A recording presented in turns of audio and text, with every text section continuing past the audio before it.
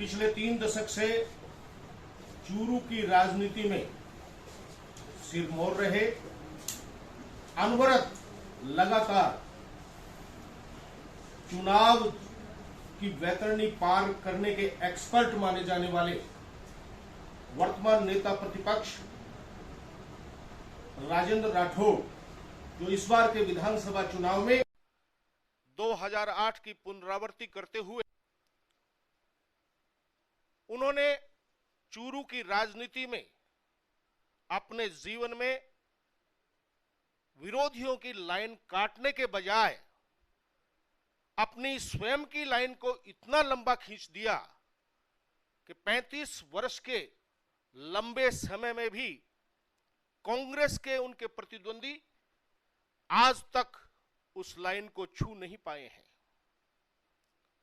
एक विशेष इन 35 वर्षों के राजनीतिक सफर में जो नेता प्रतिपक्ष राजेंद्र राठौड़ के बारे में चूरू की जनता में ये बात प्रसिद्ध है कि उन्होंने इन 35 वर्षों में चूरू विधानसभा क्षेत्र के एक भी घर को, एक भी परिवार को नहीं छोड़ा जहां उन्होंने किसी परिवार की शादी में भागीदारी न की हो या किसी गमी में भागीदारी न की हो। उनके इस कदम के सामने सभी प्रतिद्वंदी धराशायी हुए नजर आते हैं, क्योंकि बात करने में तो ये बहुत साधारण बात है, लेकिन व्यवहारिक रूप से इतने बड़े विधानसभा क्षेत्र में हर घर में जाना बहुत बड़ी बात है। आज उनसे बात करते हैं। अपने 35 वर्षों के लंबे राजनीतिक जीवन में उन्होंने इतना कठिन परिश्रम करने का जो निर्णय लिया, और वही एक कारण मुझे प्रमुख रूप से लगता है कि लाख कोशिश के बावजूद भी प्रतिद्वंदी उनकी पार्टी कांग्रेस ने अपने उम्मीदवार बदल बदल के देख लिया, लेकिन कांग्रेस से विजयश्री कोसों दूर रही। आइए बात करते हैं नेता प्रतिपक्ष राजेंद्र राठौड़ से, जिनका भाजपा में कद प्रदेश स्तर पर उच्च श्रेणी में चला गया है, और चूरू की जनता या चूरू जिले की जनता का अगर सौभाग्य हुआ तो वे अगर राजस्थान की राजनीति के सिरमौर भी बन जाएं, कोई अतिशयोक्ति नहीं होगी। आइए उनसे बात करते हैं। नमस्कार। बहुत बहुत धन्यवाद। आपने कुछ पुरानी बातें याद दिलाई।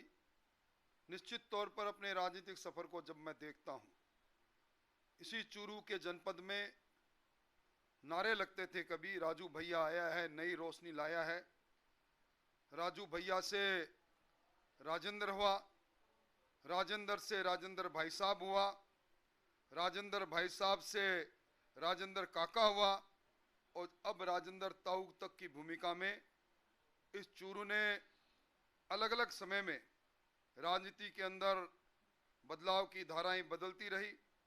कभी कांग्रेस, कभी भारतीय जनता पार्टी, उम्मीदवार बदलते रहे, पर चूरू ने जो प्यार दिया, जो अपनत्व दिया, उसी के कारण से एक विश्वविद्यालय से निकला हुआ एक नौजवान छात्र संघ की राजनीति से सीधा सक्रिय राजनीति में आकर अपना कदम रखकर आज जिस मुकाम पर पहुंचा है, उसका सारा श्रेय चूरू के परिवार तुल्य मतदाताओं को और मेरे उन साथियों को जाता है।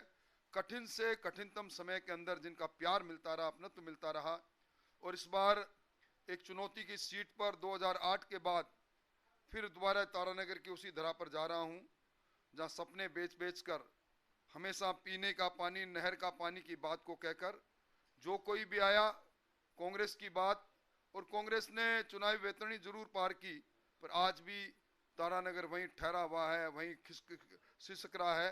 उन सिसकियों को विकास में बदलने की तमन्ना के साथ इस बार वहां के लोगों के स्नेह भरे आमंत्रण के कारण गया हूं। तो निश्चित तौर पर कुछ बदलाव, और बदलाव के साथ साथ कुछ बिछो का दर्द, और बिछो के साथ नई चुनौती, इस संगम के साथ अपने आप को बीच के अंदर खड़ा पाता हूं। अब जनता जनार्दन की अदालत में जा रहा हूं, और निश्चित तौर पर जनार्दन सही निर्णय करेंगे, ऐसा मुझे पूरी उम्मीद है।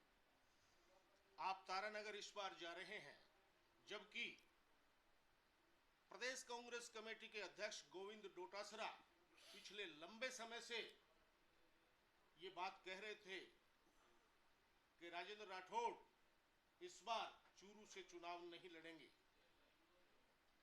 देखिए, चुनाव कहां से लड़े कहां से नहीं लड़े ये हमारा पार्टी का नेतृत्व तय करता है, पर एक जगह से दूसरी जगह और दूसरी जगह में स्वीकृति वही होती है जहां आदमी में अपने कर्म के साथ सच्चाई के साथ जुड़ने का जज्बा होता है। आपने देखा होगा 2008 में तारानगर, उसके बाद चूरू और अब फिर तारानगर, परंतु तारानगर का रास्ता चूरू से होकर गुजरेगा। इस धमनियों में जब तक रक्त दौड़ेगा, चूरू के साथ अटूट संबंध रहेगा।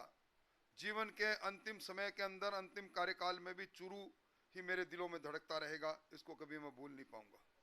आपके 35 साल के लंबे राजनीतिक जीवन में आपके विरोधी गाहें बगाएं आप पर यह आरोप चस्पा करने का प्रयास करते हैं कि आप सेटिंग की राजनीति में विश्वास करते हैं, चाहे वो चूरू में रफीक मंडेलिया हो, तारानगर में नरेंद्र बुडानिया हो या जयपुर में मुख्यमंत्री अशोक गहलोत हो। इस संबंध में आपको क्या कहना?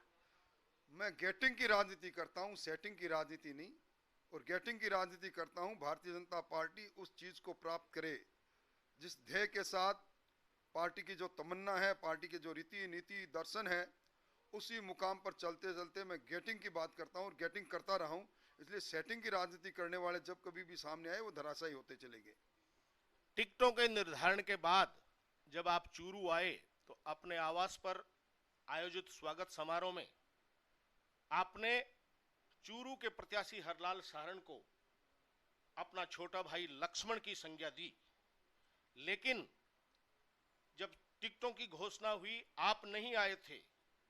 उस वक्त जो मंडी चौराहा और आपके आवास पर हरलाल सारण के स्वागत का जो कार्यक्रम रखा, उसमें आपके लक्ष्मण तो उपस्थित थे, लेकिन बहुत से शत्रुघ्न और भरत की अनुपस्थिति चूरू में चर्चा का विषय बनी हुई है। इसके लिए लोग विभिन्न तरह के कयास लगा रहे हैं। हरलाल की हार मेरी हार, हरलाल की जीत मेरी जीत, और दोनों चुनावों में एक साथ कंपेनिंग। राजस्थान के साथ साथ जब कभी भी तारानगर जाऊंगा, तारानगर के अंदर अगर 2 सभा करूंगा तो 2 सभा चूरू में करके जाऊंगा। यही तो मेरी कर्म भूमि है। और हरलाल के साथ मेरा जो संबंध है पूरा राजस्थान, पूरा जिला जानता है।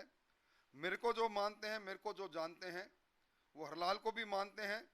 इसलिए कोई भी भरत और कोई भी शत्रुघ्न अलग नहीं रहेगा, सारे एक लाइन में खड़े रहेंगे। और इस बार हरलाल नहीं जीता तो मैं भी नहीं जीता, मुझे मेरी राजनीति की समाप्ति करनी पड़ेगी, ये मैंने लोगों के बीच में कहा है।